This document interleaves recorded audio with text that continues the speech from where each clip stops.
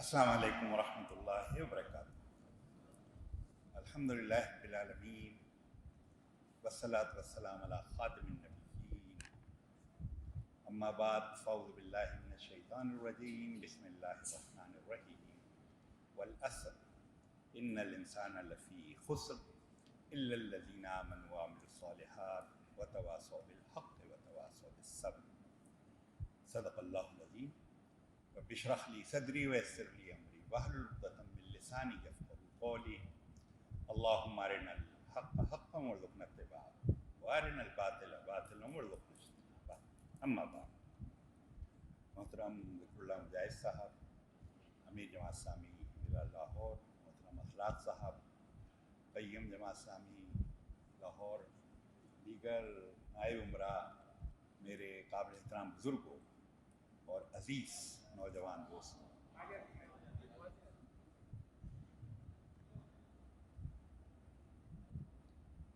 اس وقت گفتگو کا موضوع تو ہے دستور جماعت اسلامی سے تعارف۔ وہ جماعت لاہور کی جماعت اور اس کے امیدواران، ارکان، ہر سطح کے ذمہ داران گویا اس وقت میرے سامنے ہیں، اور لاہور کی پاکستان میں جو اہمیت ہے، اور یہ بارہا آپ سن چکے ہوں گے، ملک میں کسی شہر کی نہیں۔ کراچی شہر سارے کا سارا بھی جماعت اسلامی کا ہو جائے اس سے کوئی فرق نہیں پڑے گا، لیکن لاہور اگر جماعت اسلامی کا ہو جائے تو آپ تاریخ دیکھیں، جس کے پاس لاہور آیا ہے وہ اسلام آباد کے تخت پر بھی بیٹھا ہے۔ یہ ہے لاہور کی اہمیت۔ تو اس پہلو سے آپ وہ ذمہ داران ہیں جن کی ذمہ داریاں ذرا زیادہ ہیں۔ آپ کے اوپر سارے پاکستان کا بوجھ ہے، یعنی دیر مالکنڈ میں ہم فاتح رہے ہیں، اس سے کوئی فرق نہیں پڑتا۔ کراچی میں فتح حاصل ہو گئی، کوئی خاص فرق نہیں پڑے گا، لیکن لاہور میں اگر جس روز لاہور ہمارا ہو گیا، مجھے پورا یقین ہے پچھلی تاریخ دیکھ کر اس روز پاکستان بھی ہمارا ہوگا۔ تو آپ پر سارے پاکستان کی ذمہ داری ہے، اور کام آدمی کو احساس ذمہ داری کراتی ہے، ذمہ داری نہیں کراتی، احساس ذمہ داری۔ اور احساس ذمہ داری ایک ایسی چیز ہے جو دکھائی نہیں دیتی، جس کو ناپا تولا نہیں جا سکتا۔ اس کا تعلق انسان کے اندر کے انسان سے ہے۔ اندر اگر احساس ذمہ داری ہے تو وہ باہر بھی جھلکتی ہے، باہر بھی نمودار ہوتی ہے۔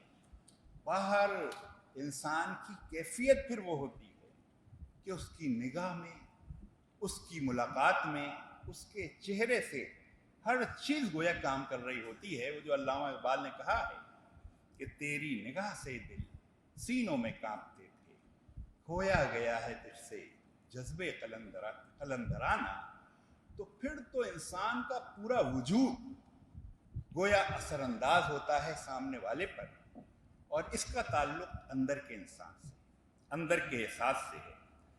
تو اس پہلو سے یہ لاہور کی جماعت، اور مجھے خوشی ہے کہ ابھی ضمنی انتخاب ہوا، اس میں لاہور جماعت نے کئی سیٹوں پر حصہ لیا، اور واقعہ یہ ہے کہ جماعت اسلامی کا یہ دستور جس کی طرف میں ابھی آؤں گا، اس میں تبدیلی کا طریقہ کار کیا لکھا ہے، انقلاب کا طریقہ کار کیا ہے۔ ہمارے ہاں تلوار اٹھانا یا صرف مظاہرے کرنا وہ طریقہ کار نہیں ہے، مظاہرے شامل ہیں، رائے عامہ کو ہموار کر کے عوام کے ذریعے، اور پھر اس دستور میں پارلیمانی ووٹس کا تذکرہ ہے، یعنی انتخاب کے ذریعے پھر جو ماچھی ووٹ کا اجتماع مولانا مودودی رحمۃ اللہ علیہ کی صدارت میں ہوا، اس میں یہ طے ہو گیا کہ جماعت پاکستان میں طریقہ کار اگر اس کا ہے تبدیلی کا تو انتخابی ہے، الا یہ کہ جب جماعت کوئی دوسرا فیصلہ نہ کرے، کوئی فیصلہ اسٹینڈ کرتا ہے، یہی انتخابی طریقہ کار، یہی ہماری جنت ہے۔ شہادت اگر ہے تو یہی شہادت بھی ہے، اس میں اگر کسی کی جان جائے تو وہ شہادت کے رتبے پر ہے، اس لیے کہ اقامت دین کے لیے ہم نے یہی طریقہ کار طے کیا ہے، اسلامی انقلاب کے لیے ہم نے یہی طریقہ کار طے کیا ہے۔ تو اس لیے مجھے خوشی ہے کہ جماعت لاہور نے کئی سیٹوں پہ حصہ لیا اس پس منظر میں، جبکہ ہماری جماعت کی کیفیت کیا ہو گئی ہے۔ یعنی میں آپ سے عرض کروں کہ 2018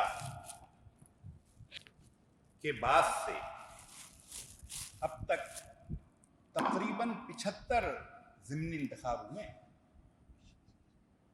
اور اس ضمنی انتخاب سے پہلے تقریباً 60 انتخاب ہوئے تھے، اور سارے پاکستان میں ہم نے کتنے انتخاب میں حصہ لیا؟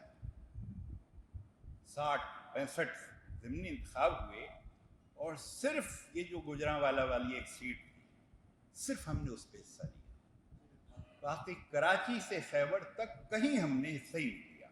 اور دستور میں طریقہ کار انتخابی، انتخاب کا راستہ ہی ہم نے چھوڑ دیا ہے، اور وجہ کیا ہے؟ اپنے پیسے اعتماد ختم ہو گیا ہے۔ پچھلے ایک لمبے عرصے کی ایکسرسائز میں، یعنی پچھلے 50 سال ہم نے اتحادی سیاست کی ہے، اور وہ بھی جماعتی کے فیصلے تھے۔ میں یہ نہیں کہہ رہا وہ کسی اور کا فیصلہ تھا، وہ بھی میرا ہی فیصلہ تھا، لیکن اس اتحادی سیاست میں ہمیں عادت ہو گئی ہے کاندھے تلاش کرنے کی، بیساکھیوں پر سفر کرنے کی، اور اپنے اوپر سے اعتماد ختم ہو گیا ہے۔ یہ کہتے ہوئے مجھے ایک واقعہ یاد آتا ہے۔ جماعت کے ابتدائی دور میں جب میں آیا تھا تو ایک تربیت گاہ میں ڈاکٹر اعجاز شفیع گیلانی صاحب، انہوں نے ایک واقعہ سنایا تھا۔ انہوں نے کہا تھا کہ فرانس الجزائر میں فرانسیسیوں کے خلاف آزادی کی جنگ چل رہی تھی، اور فرانسیسیوں کا غلبہ ایسا تھا کہ الجزائری بالکل مرو مسحور، اٹھنے کی ان میں صلاحیت نہیں تھی۔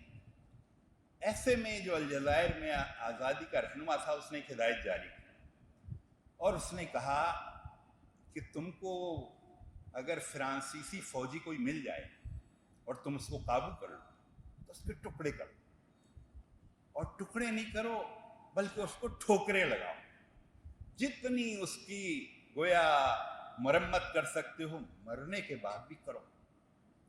لوگوں نے کہا حضرت یہ تو غیر اسلامی بھی ہے اور غیر انسانی بھی ہے، یہ آپ کیا ہدایت دے رہے ہیں؟ اس آزادی کے رہنما نے کہا مجھے معلوم ہے کہ یہ غیر انسانی بھی ہے اور غیر اسلامی بھی ہے، لیکن میں تمہیں بھی جانتا ہوں، تمہاری کیا کیفیت ہے؟ اور پھر اس نے کہا تمہاری کیفیت یہ ہو گئی ہے کہ ایک پرندے کو پنجرے میں بند کر دیا جائے لمبے عرصے کے لیے، اور ایک لمبے عرصے پنجرے میں بند رہنے کے بعد پنجرے کا دروازہ کھولا جائے تو پرندہ باہر ہی نہیں نکلتا، پھر اس کو زور زبردستی کر کے پنجرے سے باہر نکالا جائے، باہر نکل کے وہ پھر پنجرے کے اندر جانے کی کوشش کرتا ہے، وہیں چلا جاتا ہے، پھر اس کو پکڑ کر اڑایا جائے تو پتہ چلا کہ وہ اڑنے کی صلاحیت ہی ختم کر چکا ہے، بھول گیا ہے وہ فریب خوردہ شاہین جو پلا ہو کر گسوں میں، اسے کیا خبر کہ کیا ہے راہ و رسم شاہ باز۔ تو اس پہلو سے اعتماد سے جب محروم ہو جائے تو کیفیت اس پرندے کی سی ہوتی ہے۔ ہماری بھی کچھ کیفیت اس طرح کی ہو گئی ہے، پچھلے 50 سال سے تقریباً اپنا نشان، اپنا جھنڈا، اپنی شناخت جو ہم نے بھلا دی ہے، تو اب ہم کوئی کاندھا مل جائے، کوئی بیساکھی مل جائے، کوئی سہارا مل جائے، اس کے بغیر ہمت، ایسے پس منظر میں لاہور جماعت نے اگر ہمت کی ہے تو میری طرف سے اس کو پورا خراج تحسین، پوری شاباشی ہے۔ اور اب میں دیکھ رہا ہوں کہ حالات بدل، اب دوسرے شہروں کے لوگ اور ملک کے دوسرے حصوں کے لوگ بھی، اب ان کے اندر بھی اعتماد تھوڑا پیدا ہونا شروع ہوا ہے۔ اور ابھی سیاسی کمیٹی کا اجلاس ہوا، اس میں میں توقع نہیں کر رہا تھا جن لوگوں سے، انہوں نے بھی کہا کہ نہیں الیکشن نہیں چھوڑنا چاہیے، الیکشن میں آنا، الیکشن کی پارٹی ہم بنے، ہم الیکشن کی پارٹی شمار نہیں ہوتے، الیکشن کی پارٹی شمار ہوں گے تو مقام بنے گا. یہ جو تحریک لبیک ہے کوئی الیکشن نہیں چھوڑ رہی, اور اس نے یہ بھی طے کیا ہوا ہے کسی کے ساتھ 2 فیصلے کیے ہوئے ہیں اس نے. ایک تو ایک کوئی الیکشن نہیں چھوڑنا, اور دوسرے یہ کہ کسی کے ساتھ نہیں جانا, اپنے قدموں پر ہی چلنا ہے جو بھی. تو شاید میں کہہ رہا تھا کسی سے, شاید تحریک لبیک والوں نے ہمیں دیکھ کر یہ فیصلہ کیا کہ یہ دوسروں کے ساتھ مل ملا گئے, 50 سال تک اپنا مقام ہی گم کر دیا ہے. تو یہ پس منظر اور اس تناظر میں آپ لوگوں نے جو حصہ لیا, میرے سامنے کینڈیڈیٹ بھی موجود ہیں, تو واقعہ یہ ہے یہی انقلاب کا راستہ جماعت اسلامی کا اور مولانا مودودی کی پارٹی کا ہے. اور پھر تقریباً یہ جو دستور ہے یہ دستوری ہے جو اصل میں جماعت کو یکجا کیے ہوئے, اکٹھا کیے ہوئے, اور 80 سال ہو گئے ہیں, اور جماعت جو یکجا اور یکجان نظر آتی ہے اس کی کریڈٹ اس دستور کو جاتا ہے اور اس دستور کے بنانے والوں کو جاتا ہے. لیکن یہاں پھر ایک سوال ہوگا, 80 سال ہو گئے, بلکہ اب بعض لوگوں نے یہ تھیوری سنانا شروع کر دی جس کا کوئی سر پیر نہیں کہ تحریکوں اور تنظیموں کی عمریں 75 سال ہوتی ہیں, اور 75 سال جب ہو جائیں تو گویا وہ طبعی موت ان کی ہونا شروع ہو جاتی ہے. یہ کہاں سے آ گئی ہے بات؟ مغربی دنیا میں 150 سال سے پارٹیاں ہیں, ان کی طبعی موت کیوں نہیں ہوتی, وہ کیوں نہیں مر جاتی؟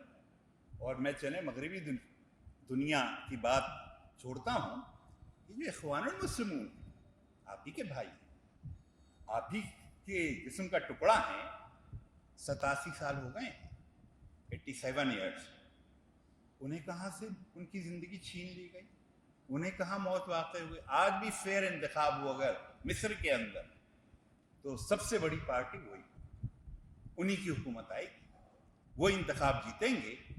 87 سال ہو گئے ہیں. تو یہ بعض چیزیں بے بنیاد, جب مروب ذہن ہو جائے, مسحور ذہن ہو جائے, شکست خوردہ ذہن ہو جائے, حوصلہ, تو پھر وہ اس طرح کی چیزیں سوچتا بھی ہے اور گڑھتا بھی ہے, اور ذہن سازی بھی یہ ہونے لگتی ہے. تو اس پہلو سے یہ جو 80 سال جماعت نے گزارے ہیں اس کا کریڈٹ اس دستور اور دستور بنانے والوں کو جاتا ہے. اور پھر یہ جو دستور کا فہم اور چند اہم پہلو جو اس وقت موضوع رکھا گیا ہے, کیا ضرورت ہے دستور کو سمجھنے کی یا اس کے اہم پہلو بیان کرنے کی؟ آپ میں سے ایک تعداد ارکان کی بھی ہے, ایک تعداد امیدواران رکنیت کی بھی ہے. ارکان نے حلف ایک پڑھا ہے اور امیدواران رکنیت ان کو حلف پڑھنا ہے. اور جو جماعت اسلامی پاکستان کی رکنیت کا حلف ہے اس میں 4 مرتبہ لفظ دستور آیا ہے, 4 مرتبہ, ایک دفعہ نہیں, 4 مرتبہ آیا ہے. اور آخری جملہ کیا ہے؟ میں نے جماعت اسلامی کے دستور کو بھی اچھی طرح سمجھ لیا ہے. سمجھ لیا ہے, رٹ لیا نہیں ہے, حفظ کر لیا نہیں ہے, یاد کر لیا نہیں ہے. دستور کو یاد کرنا اور حفظ کرنا اور رٹنا یہ مقصود نہیں ہے, سمجھ لیا ہے. میں نے جماعت کے دستور کو بھی اچھی طرح سمجھ لیا ہے اور میں عہد کرتا ہوں. عہد کیا کر رہا ہے؟ کس کے سامنے؟ اللہ رب العالمین کو گواہ کر کے جو عہد کر رہا ہے آغاز میں عہد کرتا ہوں کہ اس دستور کے مطابق میں نظام جماعت کا پوری طرح پابند رہوں گا. دستور جماعت کی پابندی کا حلف ہے, اور ہم نے عہد کیا ہے کہ میں نے سمجھ لیا ہے. مجھے معلوم ہے, میں نام نہیں لیتا, ایک ضلع کے اجتماع میں میں گیا اور میں نے وہاں لوگوں سے پوچھا کتنے لوگ ایسے ہیں جنہوں نے یہ دستور پڑھ لیا ہے. ایک تعداد نے ہاتھ اٹھا دیا کہ ہم نے پڑھا ہی نہیں. پھر میں نے کہا اچھا چلے ذرا وہ لوگ بھی ہاتھ اٹھائیں جنہوں نے یہ دستور میں نے اٹھایا اور کہا اس دستور کو دیکھا ہے.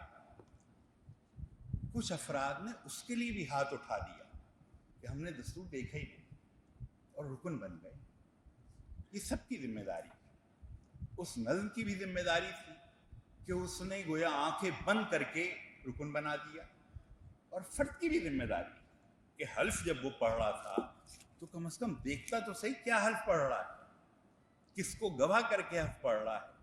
और पहली चीज़ है कि जमात इस्लामी के अकीदे को उसकी उस तशरीह के साथ अच्छी तरह समझ लिया है जो दस्तूर जमात पाकिस्तान की दफ़ा 3 में मज़मून है। फिर जमात इस्लामी के नस्बुलैन को भी उसकी उस तशरीह के साथ अच्छी तरह समझ लिया है जो दस्तूर जमात इस्लामी पाकिस्तान की दफ़ा 4 में मज़कूर है। तो ये बार बार दस्तूर, और वो पढ़ने वाले ने सोचा ही नहीं कि वो क्या पढ़ रहा है। तो इस पहलू से ये दस्तूर, इसके समझने का हम हल्फ पढ़ते हैं अल्लाह को गवाह करके, और इसके असरात क्या होते हैं। अगर दस्तूर पढ़े बगैर हल्फ पढ़ लिया, क्या असरात होते हैं? वो असरात होते हैं जो पीटीआई में नहीं होंगे, जो मुस्लिम लीग में नहीं होंगे, जो पीपल्स पार्टी में नहीं होंगे। हमारे यहाँ क्या असरात होंगे? ये इकामत दीन की तहरीक है। यहाँ अरकान जमात अल्लाह रब्बुल आलमीन को गवाह करके इकरार कर रहे हैं, और अल्लाह रब्बुल आलमीन को गवाह करके वो नौज़ुबिल्लाह अल्लाह ताला को धोखा दे रहे। दस्तूर पढ़ा ही नहीं, हल्फ पढ़ लिया, दस्तूर देखा ही नहीं, हल्फ पढ़ लिया।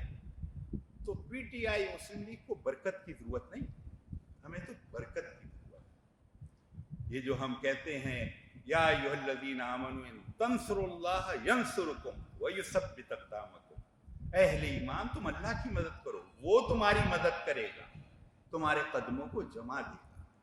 हाथ है अल्लाह का, बंदे मोमिन का हाथ, गालिब कार आफरी, कार कुशा कार साथ। हमें तो इसकी जरूरत है। हमारा तो हाथ हो, हमारी कोशिश हो, काविश हो, अल्लाह की मदद और नुसरत न हो तो सब हवा में उड़ जाएगा। सारी लगता है बड़ी कंपेन, बड़ा जलसा, बड़ा जुलूस, बड़ा प्रोपेगेंडा, बस चला सब भक्त से उड़ गया। अल्लाह ताला ने बरकत उठाई, और बरकत क्यों उठाई? इस तरह की चीज़ें अगर होंगी तो इकामत दीन की तहरीक में अल्लाह की बरकत नहीं होगी, अल्लाह की नुसरत नहीं होगी। तो इसलिए दस्तूर की समझ ज़रूरी है, और दस्तूर जो है इसका याद करना वो कोई अहम बात नहीं है। फिर इस दस्तूर की एक अहम बात यह है, आप जितने भी जिम्मेदारान का हल्फ इस दस्तूर में देखेंगे वो क्या कह रहे हैं? अल्लाह रब्बुल आलमीन को गवाह करके मैं इस दस्तूर का पाबंद रहूंगा और वफादार रहूंगा। वफादारी इस दस्तूर से, इस दस्तूर से वफादारी क्या है? वैसे किसी को पीर मान लिया जाए तो उसको कहते हैं कि मैं आपका वफादार रहूंगा। किसी को, जैसे जो निज़ाम तंजीम इस्लामी में है कि वहाँ का हयात गोया सरबरा है, और उस सरबरा की वफादारी का हल्फ वो करते हैं। यहाँ ये दस्तूर मौलाना मौदूदी रहमतुल्लाह अलैह, उनका ये अज़ीम शान इज्तिहाद कि उन्होंने कि इस दस्तूर में वो चीज़ें मुरतब कर दी हैं कि जिनकी अगर पाबंदी की जाए, जिनसे वफा की जाए, यानी पाबंदी एक चीज़ है, वफादारी दूसरी चीज़ है, उससे आगे बढ़कर चीज़। यानी पाबंदी छोटी चीज़ है, और वफादारी का मतलब है हर हाल में इससे वफा करूँगा। और वफा के खिलाफ क्या? गद्दारी। वफा के जो उलट लफ्ज़ है कोई, तो वो गद्दारी शुमार होता है। तो गोया इससे वफादारी करूँगा। हर जिम्मेदार उसके हल्फ को आप उठाकर देख, चाहे अमीर जमात हो, चाहे तय्यम जमात हो, चाहे नायब उमराए जमात हो, चाहे उमराए हल्का और ज़िला हो, चाहे इलेक्शन कमीशन जो इंतखाबी कमीशन बना है उसके ज़िम्मेदार हो, चाहे इंतखाबी ट्रिब्यूनल का ज़िम्मेदार हो, सब में ये जुमला ज़रूर है कि मैं जमात इस्लामी पाकिस्तान के दस्तूर का पाबंद रहूँगा और उसका वफादार रहूँगा। तो दस्तूर और बाद जिम्मेदारान भी ऐसे कि जो दस्तूर पर उस तरह तवज्जो ही नहीं देते, तवज्जो नहीं देते, उससे शनासाई नहीं है, उससे जान पहचानी नहीं है, और उससे वफा, उससे वफादारी, तो ये कैसे होगा? इसी के नतीजे में फिर बेबरकती आई। तो इसलिए मौलाना मौदूदी रहमतुल्लाह अलैह ने جو عظیم الشان اجتہاد کیا کہ فرد سے اٹھا کر اجتماعیت سے وفا کا گویا طریقہ یہ بنا لیا، اور یہ دستور گویا اس کا اظہار، یہ دستور اس کا قائم مقام ہے۔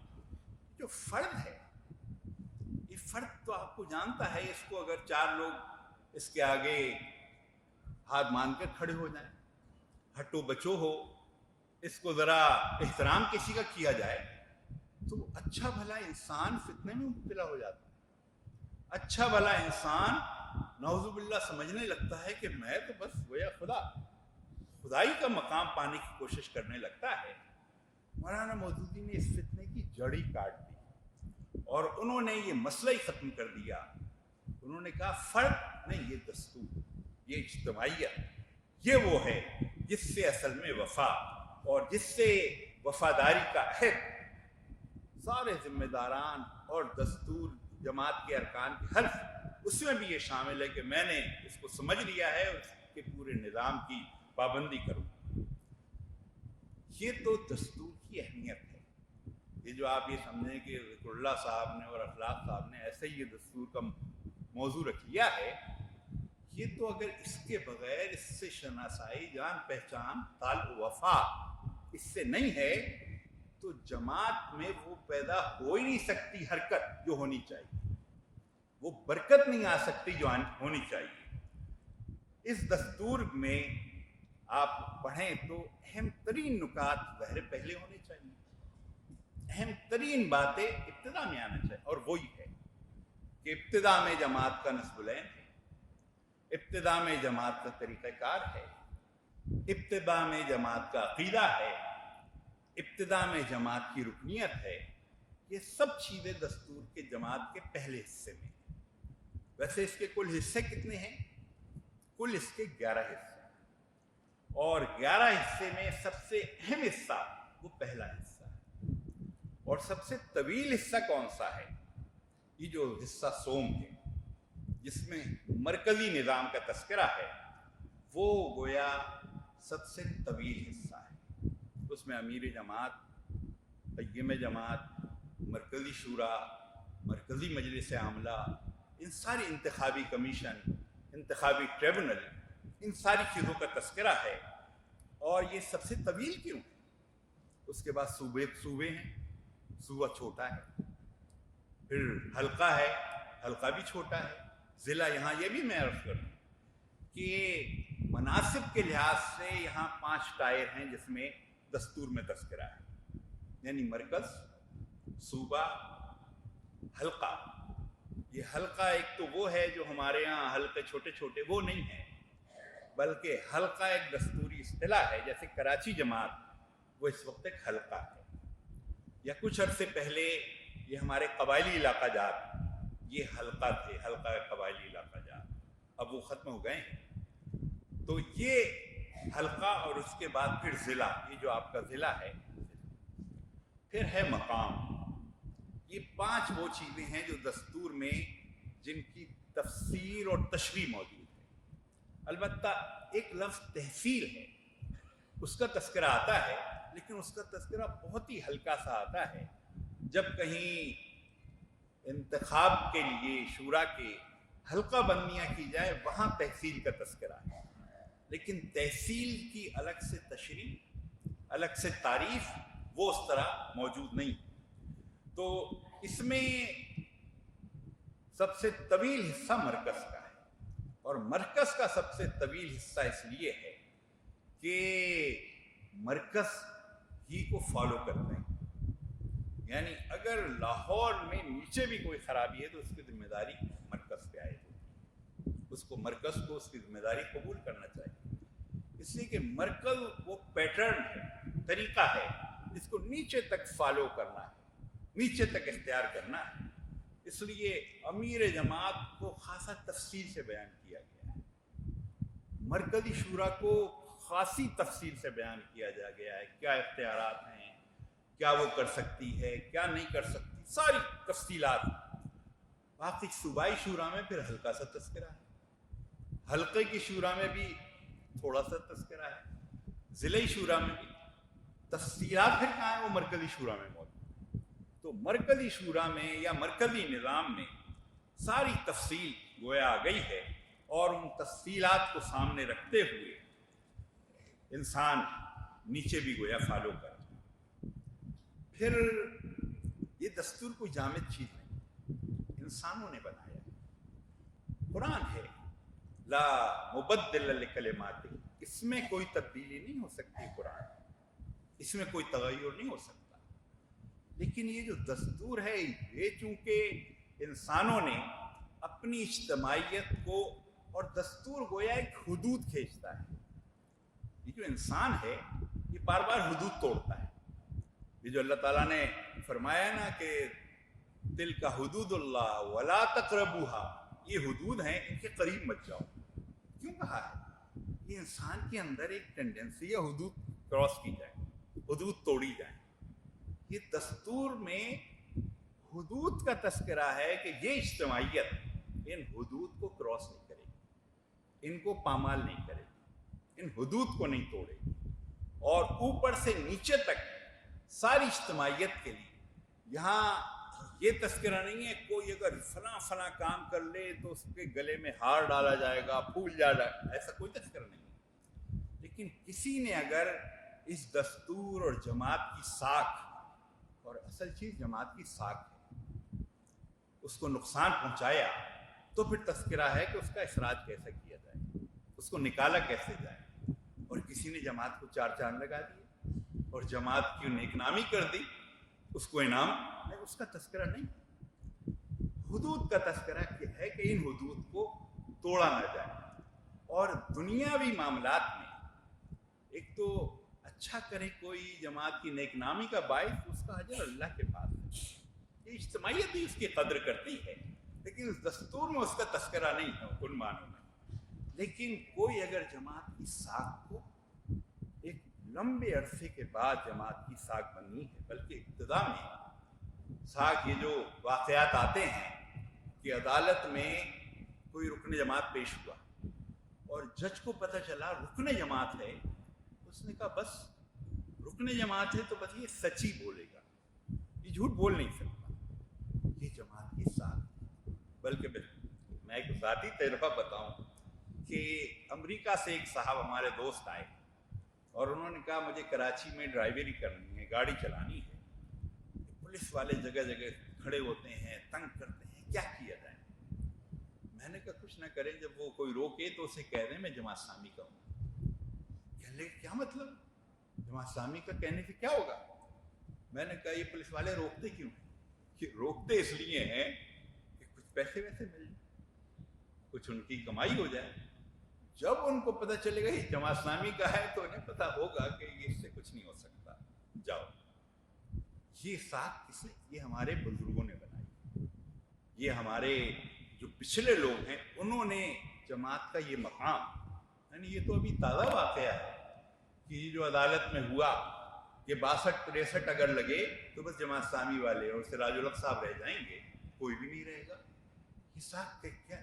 یہ بڑی قیمتی چیز ہے، اور کوئی اگر اس ساکھ کو نقصان پہنچائے، کوئی اگر اس امیج کو نقصان پہنچائے جس کے لیے لوگوں نے قربانیاں دیں، اور کیا کیا قربانیاں دیں اس کا تذکرہ، تو اس کا تذکرہ ہے اس کو کیسے نکالا جائے، اس کو کیسے باہر کیا جائے۔ تو اس لیے یہ دستور دراصل حدود کھینچتا ہے، ان حدود کو کراس نہیں کرنا۔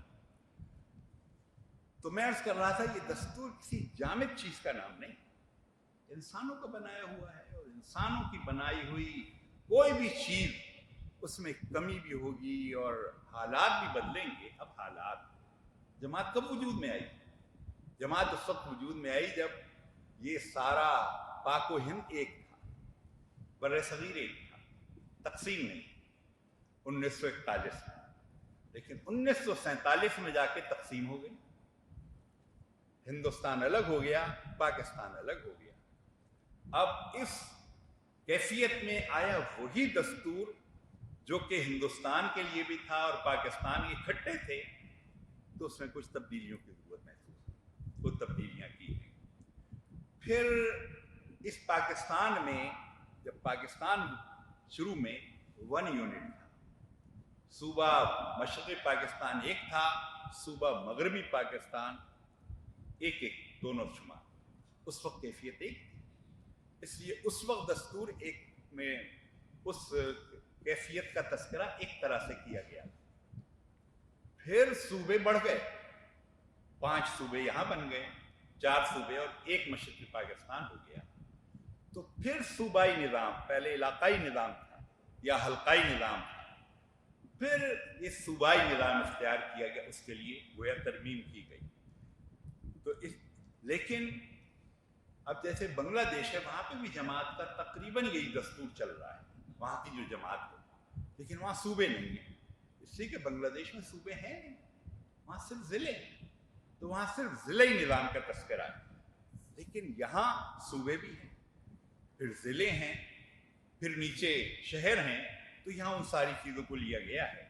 تو میں یہ عرض کر رہا تھا کہ حالات بدلتے ہیں اور واقعات، صورتحال تبدیل ہوتی ہے، تو یہ تبدیلیاں واقع ہوتی ہیں۔ اب جیسے تازہ ترین اگر میں تبدیلیوں کا تذکرہ کروں تو تازہ ترین تبدیلیوں میں ایک تو کچھ عرصے پہلے یہ تبدیلی دستور میں ترمیم ہوئی کہ ظاہر ساری جماعتوں میں خواتین کا ایک رول ہے، اور اسلام میں بھی خواتین سے مشاورت کی پوری اجازت ہے، لیکن ہمارے ہاں پوری طرح سے خواتین کو وہ حق کہ دستوری ان کو حق ہے کسی شورا اور ادارے میں مشورہ دینے کا، وہ موجود نہیں تھا۔ تو 2019 میں غالباً 18-19 میں یہ ترمیم کی گئی اور یہ طے ہوا کہ 10 نشستیں خواتین کے لیے مخصوص ہو، 70 نشستیں تو مردوں کے لیے ہیں، لیکن 10 نشستیں الگ سے خواتین، جن کا انتخاب خواتین کریں گی، اور ان کا پورا استحقاق اور اختیار وہی ہوگا جو جماعت اسلامی کے جو مرد ارکان شورا ہیں ان کو ہوگا۔ تو اس وقت یہ پچھلے 2-3 سالوں کے اندر خواتین جو ہیں وہ گویا دستوری طور پر 10 ارکان شورا ان کی منتخب ہوتی ہیں اور وہ شورا کا حصہ ہیں۔ اسی طرح سے ایک عرصے سے یہ چل رہا تھا کہ جماعت اسلامی میں شورا تو منتخب ہے، لیکن جماعت اسلامی کا امیر جو ہے وہ ساری عاملہ، جو پہلے عاملہ کے ارکان 10 تھے، پھر وہ 15-16 ہو گئے، پوری کی پوری عاملہ امیر جماعت نامزد کرتا تھا۔ اس پہ ظاہر ہے ایک سوال جواب اور بعض چیزیں چلتی رہی۔ بالآخر یہ ابھی سراج الحق صاحب کے زمانے میں یہ ہوا کہ یہ شورا نے طے کر لیا بالآخر کہ عاملہ کے آدھے ارکان تو امیر جماعت نامزد کرے گا، یعنی 16 میں سے 8، اور 8 ارکان شورا منتخب کرے گا۔ تو ایک ذرا توازن قائم ہو گیا، ورنہ انسانوں کی دنیا ہے تو یہ ہو جاتا تھا بعض اوقات کہ وہ عاملہ کے ارکان منتخب ہوئے اور بعض لوگ کہتے تھے دیکھیں یہ اپنوں کو لے لیا اور اس کو چھوڑ دیا۔ تو اس کے لیے گنجائش پیدا کر دی گئی کہ 8 ارکان کو تو امیر جماعت کا اختیار رکھا گیا کہ وہ نامزد کرے گا، لیکن 8 ارکان جو ہیں وہ شورا منتخب کرے گی۔ اس لیے ایک اطمینان کی اب کیفیت گویا پیدا ہو گئی ہے۔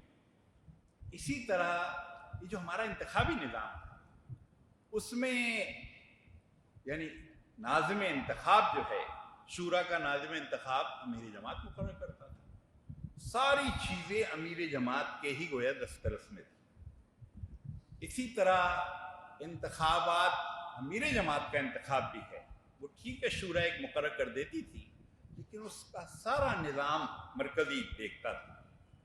اب ترمیم کر کے یہ 2 خود مختار آزاد ادارے بنائے گئے اور اس کو امیر جماعت تقرر نہیں کرتا، شورا منتخب کرتی ہے۔ یعنی انتخابی کمیشن جس کی ذمہ داری ہے امیر جماعت کا انتخاب کرائے، مرکزی شورا کا انتخاب کرائے، عمرائے صوبہ کا استصواب کرائے، خواتین کی قیمہ کا استصواب کرائے اور خواتین کی شورا کا انتخاب کرائے، یہ مرکزی انتخابی کمیشن کی ذمہ داری ہے اور اس کو شورا منتخب کرتی ہے، اس کے چیئرمین کو بھی، اس کے 4 ارکان کو بھی، اور یہ امیر جماعت کے آگے جواب دہ نہیں ہے، اس شورا کے آگے جواب دہ۔ اور شورا کو یہ جواب دے سکتا ہے۔ ایک اور بات یہاں تذکرہ آ رہا ہے تو میں کر دوں کہ جماعت میں اگر کوئی منصب انتخاب کا ہے تو وہ صرف امیر جماعت کا ہے، صرف امیر جماعت منتخب ہے۔ باقی چاہے عمرہ صوبہ ہو، چاہے عمرہ حلقہ ہو، چاہے عمرہ اضلاع ہو، سب کے سب استصواب کے ذریعے آتے ہیں۔ اور اس کا مطلب یہ نہیں ہے کہ اس میں ارکان دستور میں لکھا ہوا ہے کہ امیر جماعت تقرری کرتے ہوئے ارکان کی رائے کو زیادہ سے زیادہ ملحوظ رکھے گا اور جماعت کے مسالے، جماعت کی ضروریات اس کو سامنے رکھتے ہوئے گویا تقرری کرے گا۔ تو یہ جو انتخابی منصب صرف ایک امیر جماعت کا، لیکن اس کے ساتھ توازن پھر یہ کیا گیا ہے کہ ساری شورائیں، چاہے وہ مقامی شورائی اگر کیوں نہ ہو، ضلعی شورا، حلقائی شورا، صوبے کی شورا، مرکزی، ساری شورائیں وہ منتخب، وہ ارکان جماعت منتخب کریں گے۔ اور یہ جو ہمارے ہاں تذکرہ ہے دستور میں حلف میں ہے کہ دستور جماعت کو میں نے سمجھ لیا ہے اور اس کو مطابق میں سارے نظام جماعت کا پابند رہوں گا۔ اب نظام جماعت صرف یہی نہیں ہے کہ جلسہ ہو تو اس میں حاضر ہو جایا جائے، اجتماع ارکان ہو اس میں حاضر ہو جایا جائے۔ نظام جماعت میں یہ بھی ہے کہ آپ سے رائے لی جا رہی ہے، شورا کا انتخاب ہو رہا ہے، کسی امیر کے لیے استصواب ہو رہا ہے، اس میں بعض اوقات تشویشناک حد تک کم رائے آتی ہے۔ یعنی 100 لوگوں کو رائے دینا چاہیے، اس میں سے صرف 20 نے دی رائے۔ یہ معمول تو نہیں، لیکن بعض جگہ یہ بھی ہوا ہے، یعنی صرف 20% ارکان نے رائے دی۔ وہ 80% ارکان جنہوں نے رکنیت کا حلف پڑا ہوا ہے، اس دستور کے مطابق نظام جماعت کی پابندی کا عہد کیا ہوا ہے، وہ گویا لا تعلق ہو گئے ہیں، ان کو کوئی سروکار ہی نہیں ہے، جو ہوتا ہے ہوتا رہے۔ تو اس لیے یہ سارے پہلو وہ ہیں جو اللہ رب العالمین کو گواہ کر کے جنہوں نے اقرار کیا ہے جو کریں گے، ان کے اللہ کے آگے جواب دہی میں یہ شامل ہے کہ شورا کا انتخاب ہو رہا ہو یا استصواب ہو رہا ہو امیر کا، اس میں ذمہ داری کے ساتھ اپنی رائے کا اظہار کریں۔ تو یہ انتخابی کمیشن اور اس کے ساتھ پھر ایک انتخابی ٹریبونل بھی ہے، اس کو بھی شورا منتخب کرتی ہے، اس کا بھی چیئرمین اور اس کے 5 یا 4 ارکان، اس کو بھی شورا منتخب کرتی ہے۔ اور یہ ٹریبونل کس لیے ہے؟ ہر انسانوں کی دنیا ہے، کسی انتخاب میں کوئی شکایت پیدا ہو جائے، کوئی شکوک و شبہات پیدا ہو جائیں تو اس ٹریبونل کو لکھ کے بھیجا جائے، اس کے پاس شکایت کی جائے، وہ ٹریبونل پھر سارے چیزوں کا جائزہ لے کر طے کرے گا کوئی بے قاعدگی تو نہیں ہوئی، کوئی ضابطہ توڑا تو نہیں گیا، اور اس کے مطابق بعض اوقات کوئی انتخاب کا لدم بھی ہو سکتا ہے، کسی انتخاب کو چھوڑا بھی جا سکتا ہے۔ تو اس پہلو سے یہ میں عرض کر رہا تھا، دستور کوئی جامد چیز نہیں ہے، بلکہ یہ جو آخری ایک ترمیم ہوئی ہے اس میں لاہور جماعت کا بھی حصہ ہے، یہ مقامات کے حوالے سے مقام کیا ہوتا ہے ایک کنفیوژن تھا۔ اس لیے آپ کو پتہ ہوگا یہاں لاہور میں پتہ نہیں 100 سے زیادہ 100 جماعتیں تھیں، کتنی تھیں؟ 80-100 کے قریب جماعتیں تھیں، کہیں 5 جماعتیں ہیں، کہیں 50 جماعتیں ہیں، کہیں، اور مقام ایک دستوری ایسی چیز ہے جس کی ایک درجے میں آزادانہ اس کی ایک حیثیت بھی ہے۔ تو ایک عرصے سے یہ ایک چل رہا تھا، بالآخر لاہور جماعت کی طرف سے خط آیا دستوری کمیٹی کے نام، یہ مسئلہ ہے اس کو حل کیا جائے، اور اس میں بھی یہ تھا کہ وہ اسلام آباد جماعت، وہاں نیچے کوئی مقامی جماعت نہیں ہے، ہمارے ہاں 80 جماعتیں ہیں، کراچی جماعت وہاں 30 کے قریب ہوں گی، ہمارے ہاں 80 جماعتیں ہیں چھوٹی چھوٹی، وہاں پر ذرا بڑی جماعتیں ہیں، مقام کیا ہے؟ تو پھر یہ میرے خیال ہے تازہ ترین ترمیم یہ جو جماعت کی اصطلاحات ہیں اس میں یہ ہوئی ہے کہ مقام وہ ہے جس کو ضلع مقام کا درجہ دے۔ یہ نہیں ہوگا کہ ہر ایک اپنی مرضی چلائے گا، ضلعی شورا بیٹھے گی اور وہ طے کرے گی کہ ہمارے ہاں مقام، تو اس لیے اب کراچی جماعت میں کوئی مقامی جماعت نہیں ہے نیچے، اسلام آباد میں نیچے کوئی مقامی جماعت نہیں، اور بھی کئی جگہ سے مقامی جماعتیں، اس لیے کہ اس کی وجہ سے مشکلات پیدا ہو رہی تھی۔ تو یہ دستور ہونے کا مطلب یہ نہیں ہے مشکلات پیدا کی جائیں، اپنے راستے میں روڑے اٹکا جائیں اور پریشانی کی جائے۔ تو اس پہلو سے یہ ترامیم اس میں آئندہ بھی ہوتی رہیں گی، لیکن اس کی جو بنیادی چیزیں اس میں ترامیم نہیں۔ جیسے جماعت اسلامی کا نصب العین ہے، یہ جو ہے بس یہ چل رہا ہے، اس میں کوئی تبدیلی نہیں ہوئی۔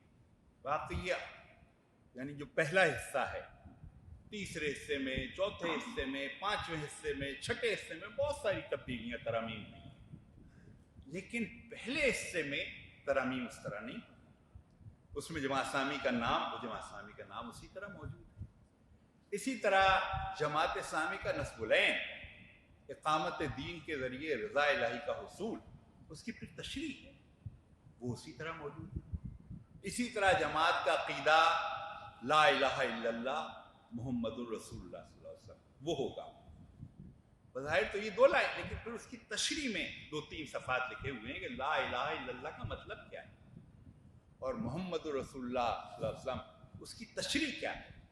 وہ ساری تشریح اسی لیے حلف میں پڑھیں گے کہ میں نے جماعت اسلامی کے عقیدے کو اس کی اس تشریح کے ساتھ جو جماعت اسلامی کی دستور کی دفعہ 3 میں مذکور ہے، یہ لکھا ہوا ہے، اس لیے کہ اس کی ایک تشریح ہے، اس کی ایک گویا تفسیر ہے۔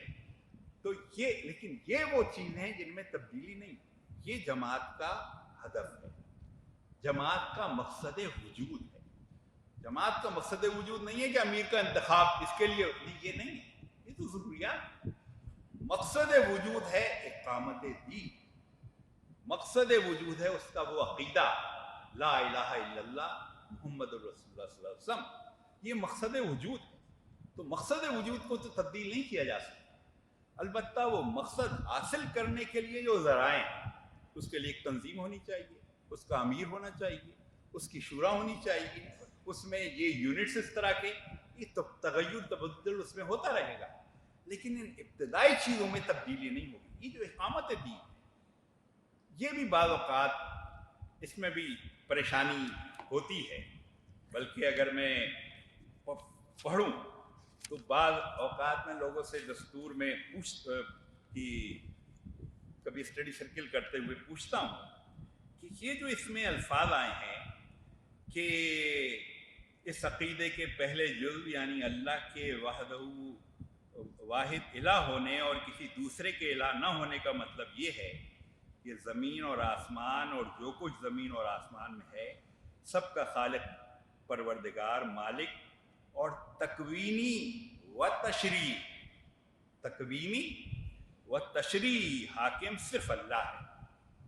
تو میں لوگوں سے پوچھتا ہوں یہ کیا مطلب ہوا تکوینی اور تشریعی کا؟ اب یہ مسئلہ ہوتا ہے، بعض اوقات اچھے بھلے ذمہ داران وہ بھی مشکل میں پھنس جاتے ہیں کہ یہ چلیں تشریعی کا تو مطلب سمجھ میں آ گیا شریعت، لیکن یہ تکوینی کا کیا مطلب ہے، اس کی کیا تشریح؟ تو یہ جو چیزیں سمجھ میں نہ آئے، تو کامیاب وہ ہے جو چیز سمجھ میں نہ آئے پوچھ لیا جائے۔ وہ کبھی نہیں سیکھ سکتا جو سن رہا ہے اور سمجھ میں نہیں آ رہا اور تاثر یہ دے رہا ہے میں بہت سمجھ رہا ہوں، تو بعد میں ٹھوکر کھائے گا، بعد میں مشکل میں مبتلا ہو۔ بھائی نہیں سمجھ میں آ رہی بات تو پوچھ لو، آدمی سمجھتا ہے، لوگ کہیں گے یار اس کو یہ بھی نہیں پتا، ارے بھائی ان کو بھی نہیں پتا جو یہ سمجھ رہے ہیں۔ تو اس لیے جو چیز سمجھ میں نہ آئے وہ پوچھنا چاہیے، اس سے بہت سارے لوگوں کا بھلا ہو جائے گا اور بہت سارے لوگوں کے علم میں آ جائے گا کہ اس کا کیا مطلب ہے۔ یہ تشریع کا مطلب تو شریعت، اور شریعت کون لے کے آیا ہے؟ سرکار دو عالم صلی اللہ علیہ وسلم۔ یہ جو نماز، روزہ، حج، زکوٰۃ، یہ قرآن کے ذریعے اور قرآن رسول صلی اللہ علیہ وسلم کے ذریعے ہم تک پہنچا۔ اس طرح کے احکامات جو ہیں یہ تو ہو گئے تشریع، لیکن یہ تکوینی احکامات کیا ہوتے ہیں؟ تکوینی احکامات وہ جو اب جیسے کہ سورج طلوع ہو رہا ہے اور سورج غروب ہو رہا ہے، کس کا اختیار ہے؟ अल्लाह का। शरीयत से इसका कोई ताल्लुक है? शरीयत से कोई ताल्लुक नहीं। ये है तकवीनी इख्तियार। इसी तरह आपके अंदर जो सांस चल रही है, इस पर आपका इख्तियार है या कोई स्विच मिला हुआ है कि ये स्विच बंद कर दिया जाए तो दिल की धड़कन बंद, और अगर वो ऑन कर दिया जाए तो दिल की धड़कन शुरू? हमारा तो अपने अंदर इख्तियार नहीं, अपनी दिल की धड़कन पे इख्तियार नहीं, अपनी निगाहों पे इख्तियार नहीं, अपनी सांसों पे इख्तियार नहीं, अपने अंदर खून की गर्दिश पे, सब अल्लाह का इख्तियार है। ये वो इसका शरीयत से उस तरह ताल्लुक नहीं, लेकिन कहा यह जा रहा है इस तरह तकवीनी तौर पर इन सारे मामलात में अल्लाह का इख्तियार चल रहा है। सूरज अल्लाह निकालता है, अल्लाह गुरूब करता है, चांद अल्लाह निकालता है, वही उसको छोटा बड़ा करता हुआ, और ये सब अल्लाह का निज़ाम है। रात और दिन ये अल्लाह ताला लाता है। जिस तरह से इस कायनात में अल्लाह के ये अहकामात चल रहे हैं, इसी तरह इंसानी दायरे में जो आज़ादी मिली है वहां पे भी अल्लाह के अहकामात को नाफिज करना, ये है गोया इकामत दी, ये है गोया हुकूमत इलाहिया, ये है गोया इस्लामी निज़ाम, कि जो कायनाती निज़ाम पूरा मौजूद है उससे ये इंसानी निज़ाम भी हमाहंग हो जाए। और इंसानी निज़ाम अगर उससे हमहंग न हो तो क्या होता है? पाकिस्तान आपके सामने, करप्शन, लूटमार, क्या इतनी हुकूमतें कायम हो गई हैं, फौजी भी गैर फौजी भी, ये पीटीआई आई, उससे पहले पीपल्स पार्टी, मुस्लिम लीग, क्या क्या, लेकिन मईशत ऊपर जा रही है नीचे जा रही है? नीचे जा रही है। क्यों? इस पूरे निज़ाम कायनात से हमहंग नहीं, नीचे जा रही है। लेकिन आप कहेंगे अमेरिका में तो, अमेरिका में वहाँ दूसरी तरह के मसाइल, वहाँ कैफियत ये है कि हर जंग अखबार में छपा था, हर मिनट पर 25 औरतों की इज्जत लुटती है। हर मिनट पे 25 हो गई तो 60 मिनट में कितनी हो गई, और फिर 24 घंटे में कितनी हो गई? अमेरिका का तो बड़ा ज़बरदस्त निज़ाम है। वहाँ का कानून, वहाँ की फौज, वहाँ की पुलिस, वहाँ मॉनिटरिंग का पूरा निज़ाम, वहाँ जगह जगह वीडियो कैमरे और मॉनिटरिंग का पूरा निज़ाम लगा हुआ है, लेकिन हर मिनट पे 25 औरतों की इज्जत लुटती है। वो कैसे काबू आएगा? वो कैसे उसको कंट्रोल किया जाए? तो वहाँ, लेकिन उसके साथ साथ जरा 1450 साल पहले की तरफ चलते हैं कि एक दूर दराज के गांव में एक देहाती ने देखा कि एक भेड़िए ने बकरी पर हमला किया।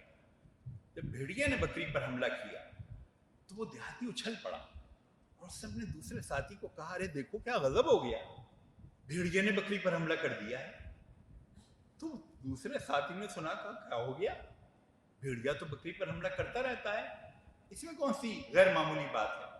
लेकिन फिर पहले ने कहा, नहीं, ये जब से ये हमारे साहब हुक्मरान आए हैं, अजीब गरीब कैफियत है, इंसानों ने तो लड़ना मरना छोड़ दिया है, हमारी औरतें बिल्कुल महफूज हो गई, खुदकुशी सिफर हो गई है, और सारी लूट मार और अमन की इंतहा ये है कि भेड़िया बकरी पर हमला नहीं करता था, आज भेड़िए ने बकरी पर हमला किया है। मुझे लग रहा है कि इस निज़ाम में कोई खलल वाक़ हो गया है। मुझे डर ये लग रहा है कि इस निज़ाम का जो रखवाला था वो कहीं दुनिया से रुखसत तो नहीं हो गया, हमारे सरबराह ममलिकत का इंतकाल तो नहीं हो गया। मुझे डर है कि उनका इंतकाल हो गया है। दूसरे देहाती ने सुना कि अच्छा, भेड़िए ने बकरी पर हमला किया और नतीजा तुम ये निकाल रहे हो कि हमारा सरबराह ममलिकत इंतकाल कर गया है, क्या बात करते हो। दूर दराज का गांव था और पाकिस्तान से 13 गुना बड़ी ममलिकत थी कम अज कम। उस वक्त रुए जमीन की सबसे बड़ी सल्तनत थी, और आज के कम्युनिकेशन के जराए नहीं थे कि ईमेल और ये मोबाइल फोन और फोन।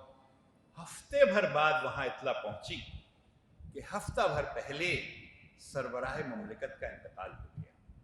ये सरबराह ममलिकत कौन थे? हजरत उमर बिन अब्दुल अजीज रहमतुल्लाह अलैह।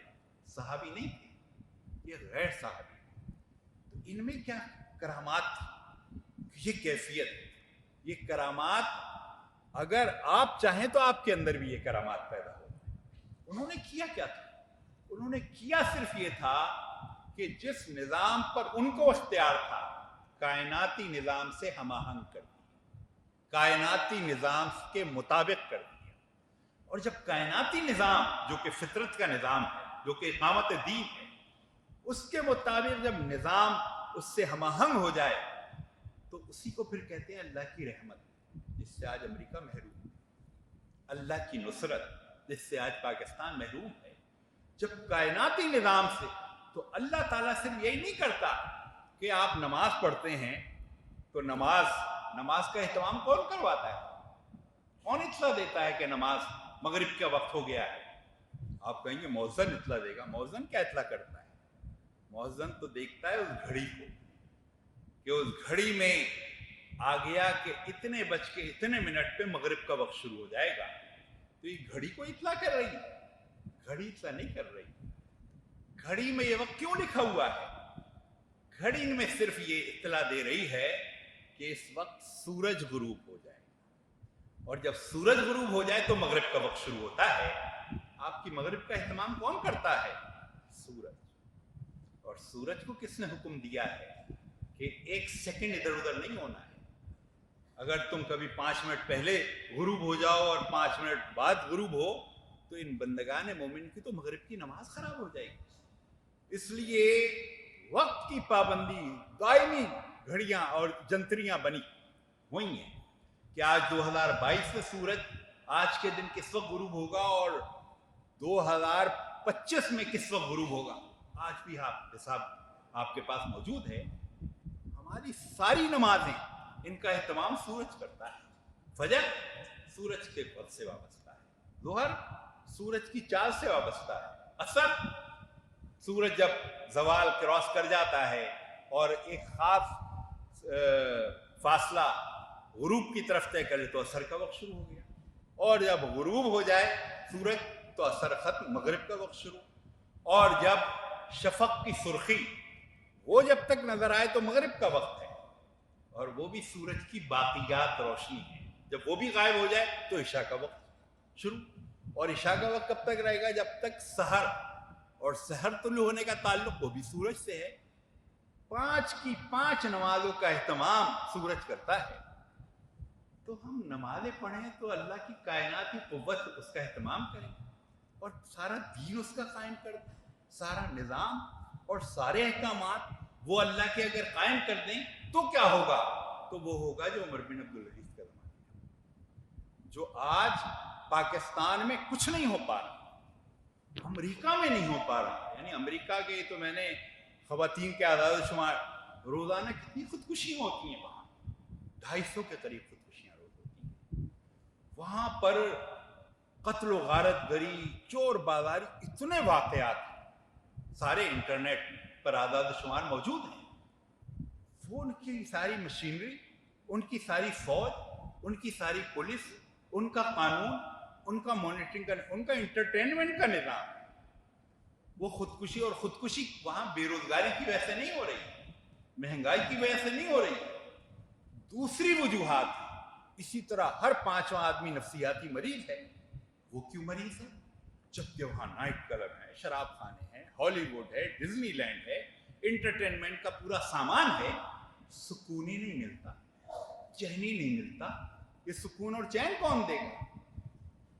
وہ جو اللہ تعالیٰ نے کہا ہے نا، وما قدر اللہ حق قدر، ان لوگوں نے اللہ کی قدر نہیں کی جیسا کہ کرنا چاہیے۔ یہ امریکیوں کے لیے نہیں ہے، وہ تو اللہ کو جانتے ہی نہیں، یہ روسیوں کے لیے نہیں ہے، وہ تو اللہ کو پہچانتے ہی نہیں، یہ ہمارے لیے کہ یہ جو اللہ تعالیٰ نے کہا ہے الا بذکر اللہ تطمئن القلوب، اللہ کا ذکر، اللہ کا پیغام، اللہ کا نظام، وہ اطمینان دینے والا ہے۔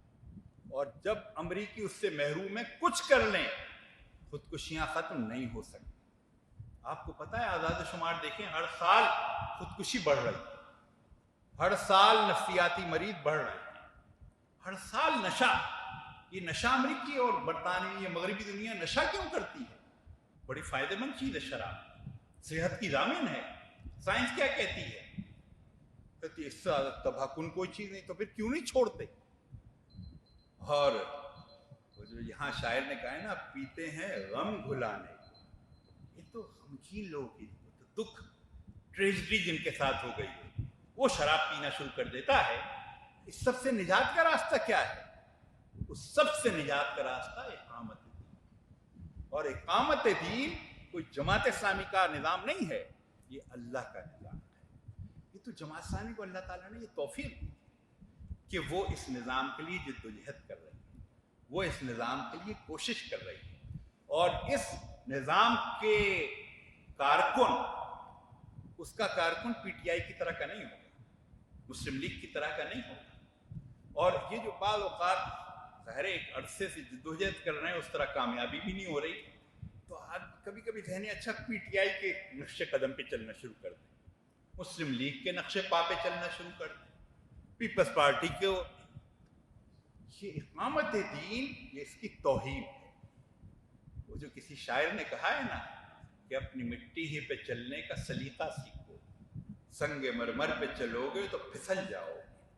تو اس لیے اقامت دین کے جو کام کرنے والے ہیں، ان کا اپنی شناخت، اپنی شان، اپنی اس کی ایک طریقہ ہے جو دستور جماعت اسلامی پاکستان میں موجود ہے۔ اس سے ہٹ کے چیزیں ہوں گی، وقتی طور پہ نظر آئے گا کہ واہ بڑی زبردست سرگرمی ہوئی، بڑی، لیکن آپ جب اینڈ رزلٹ آئے گا تو پتہ چلے گا کہ کچھ بھی نہیں تھا اور کوئی نتیجہ نہیں نکلا۔ اسی لیے یہاں پر اگر میں 1970 تک جو جماعت اسلامی کے بارے میں آج سمجھتے ہیں نا یہ ناکام ہو گئی، کہاں ناکام ہوئی؟ 1970 تک پاکستان کی تیسری بڑی جماعت جماعت اسلامی تھی۔ یہاں لاہور میں 35,000 40,000 یہ سب ووٹ جماعت اسلامی نے لیے تھے، اور اس وقت کیا بڑا ہم کوئی مولانا مودودی کیا بڑی مذہبیت تقریر کرتے تھے، سیدھی سادی فلسفہ اسلام کو بیان کرتے تھے، دھیمے دھیمے تقریر کرتے تھے۔ اس وقت کارکن وہ نکلا رہتا تھا، لٹریچر اس کے ہاتھ میں ہے، اس کا سیرت و کردار اس کے ساتھ ہے، اور وہ اس میں اثر انداز ہوتا تھا کہ جماعت اسلامی کے ووٹ بڑھ رہے تھے۔ وہ پھر الگ ہوا کہ 70 کے بعد ہم نے جماعت اسلامی کا پلیٹ فارم ہی چھوڑ دیا، پھر قومی اتحاد پہ آ گئے، پھر کسی اور پہ آ گئے، پھر کسی اور پہ آ گئے، پھر کسی اور پہ آ گئے۔ جماعت اسلامی وہ رخصت پہ گویا چلی گئی۔ جماعت اسلامی رخصت پہ چلی جائے، پھر آپ کا جماعت اسلامی ناکام ہو گئی ہے، وہ کیوں ناکام ہو گئی؟ جماعت اسلامی کو آپ نے جب موقع دیا تو جماعت اسلامی مشرقی پاکستان میں دوسری بڑی جماعت تھی اور مغربی پاکستان میں تیسری بڑی جماعت تھی، اور اس وقت ووٹ جماعت اسلامی کے جو تھے وہ 10.5 لاکھ کے قریب تھے، جبکہ وہ رجسٹرڈ ووٹ کم تھے۔ آج ہمارے ووٹ کتنے ہیں؟ آج ہمارے ووٹ 2018 میں جو ہم نے کیلکولیٹ کیے 6-7 لاکھ کے لگ بھگ ہیں، جبکہ رجسٹرڈ ووٹ دگنے تک ہو گئے ہیں تقریباً، اور جبکہ ہم نے باقی ساری چیزیں بھی اختیار کی۔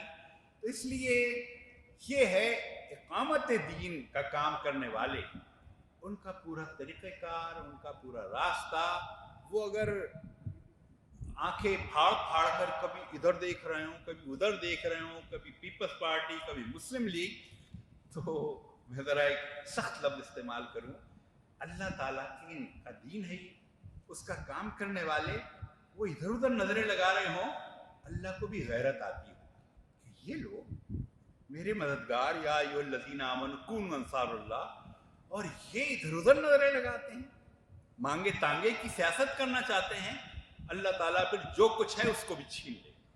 تو اس لیے میرے نہایتی قابل احترام بزرگوں اور قابل احترام کارکنان جماعت اور ذمہ داران جماعت، واقعہ یہ ہے کہ یہ جماعت اسلامی ایک نعمت ہے اور جماعت اسلامی ایک دولت ہے، اور وقت یہ بتا رہا ہے کتنے 80 سال ہو گئے، پاکستان کو بھی 70 سال ہو گئے، کیا ملا ہے؟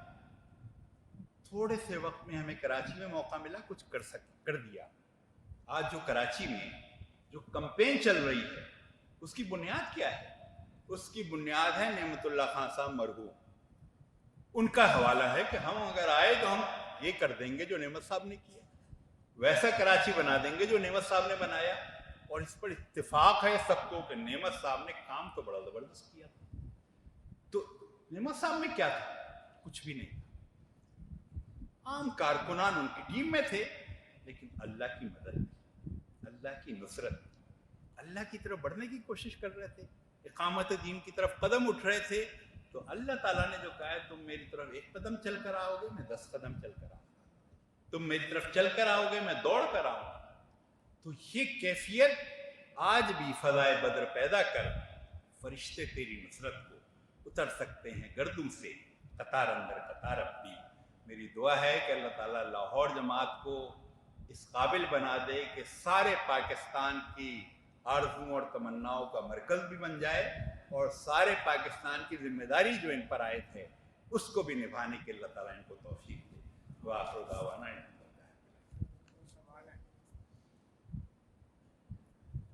ये है कि दस्तूर जमात में इजाज़त है कि बालाई नज़्म निचले ज़िम्मेदारान का तकर्रुर करता है। इस्तिहबाब होता है कि किसी साथी के बतौर अमीर ज़िम्मेदार को कसरत राय से अरकान अपनी राय देते हैं, लेकिन बालाई नज़्म अपनी राय और मसलहत के तहत किसी दूसरे साथी को अमीर मुकर्रर कर देते हैं। तो क्या ये तरीक़ाकार दुरुस्त है?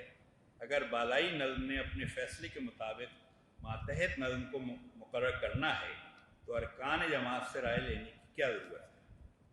अव्वल बात तो मैं ये बताऊं कि ये सारी जमात की तारीख़ में 5% से ज़्यादा ये नहीं हुआ है। 95%, बल्कि 98% वही होता है जो अरकान की राय होती है। पहली बात तो। लेकिन दूसरी बात एक और ये कि अब जैसे, यानी मैं समझाने के लिए कह रहा हूँ, सिंध है इस वक्त हमारे सामने। सिंध में कराची भी शामिल है, और कराची में अरकान की ज़ाहिर भारी अक्सरियत, लेकिन सिंध की ज़रूरत ये है कि वहाँ पर अंदरून सिंध, कराची में तो काम हो ही रहा है, अंदरून सिंध काम को आगे बढ़ाने के लिए ज़रूरत ये है कि क़यादत सिंधी स्पीकिंग, सिंधी बोलने वाली लीडरशिप।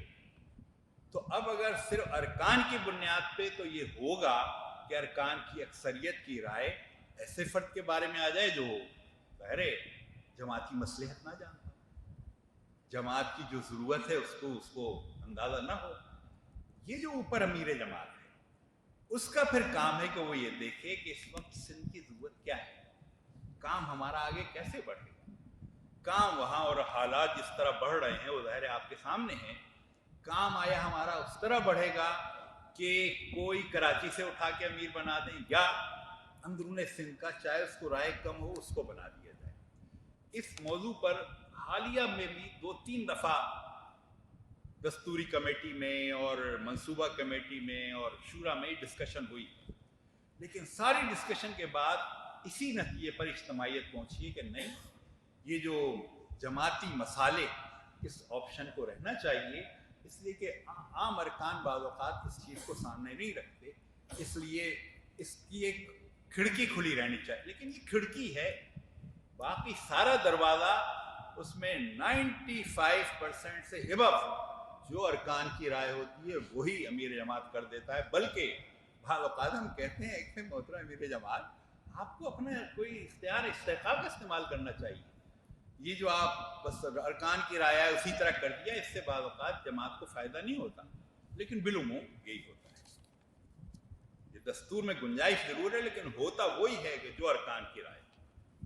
यानी मैं जमात में, मुझे शूरा में बैठते हुए 25 साल से ज़्यादा हो गए, गिनती के 2-3 मौक़े मुझे याद हैं जब राय से हट के अमीर जमात ने फैसला किया, वरना सारे फैसले जो अरकान की राय है वही। दूसरा सवाल ये कि अब भी हमने सीट एडजस्टमेंट की पॉलिसी को ज़रूरत के तहत गुंजाइश रखी हुई है, इसकी भी वजाहत कर दें। जब हम सीट एडजस्टमेंट करेंगे तो उसको किस तरह फेस करेंगे, जबकि ये भी एक इत्तेहाद ही है, चाहे एक सीट पर हो या पूरे मुल्क की सतह पर हो। बराए मेहरबानी जवाब ज़रूर दें, मेरे दिल में इस बारे में बड़ी ख्वाहिश है। इत्तेहाद नहीं है, इत्तेहाद में एक झंडा और एक निशान होता है।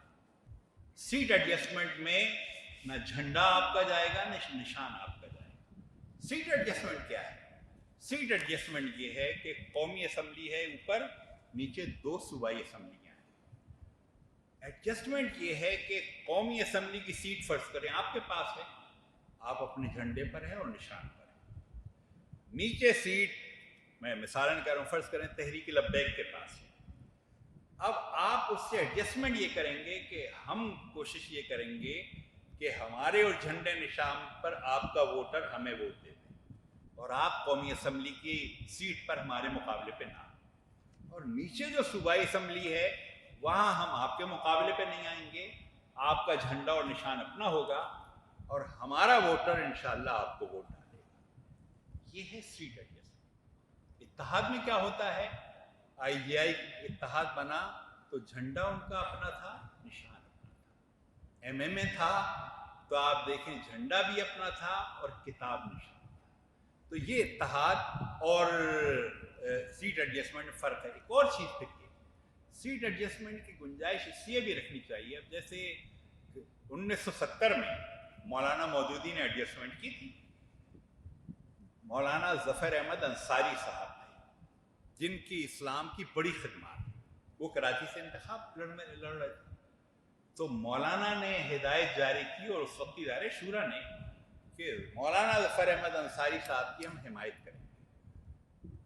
وہ کیا ترازو پر تھے؟ نہیں، ترازو پہ نہیں، وہ غالباً پھول وغیرہ کسی اور نشان پر تھے، لیکن اس کے باوجود مولانا اور ان کی اس وقت کی جماعت نے فیصلہ کیا کہ ہم انہیں اپنا ہی کینڈیڈیٹ تصور کریں گے، اور یہ ہوا اور وہ جیت بھی گئے، اور وہ سارے اس پورے ٹینیور میں ہمارے ہی ساتھ، جو ہمارا موقف تھا اس میں ہمارے ساتھ کھڑے ہوتے تھے، بلکہ ہم سے آگے بڑھ کر۔ تو اس کی گنجائش رکھنا چاہیے، اس کے دروازے بند نہیں کرنا چاہیے۔ کبھی بھی مولانا ظفر احمد انصاری صاحب ٹائپ کوئی آدمی اگر آئے تو آپ کے پاس گنجائش ہو کہ اس کو سپورٹ کر سکیں۔ بہت شکریہ۔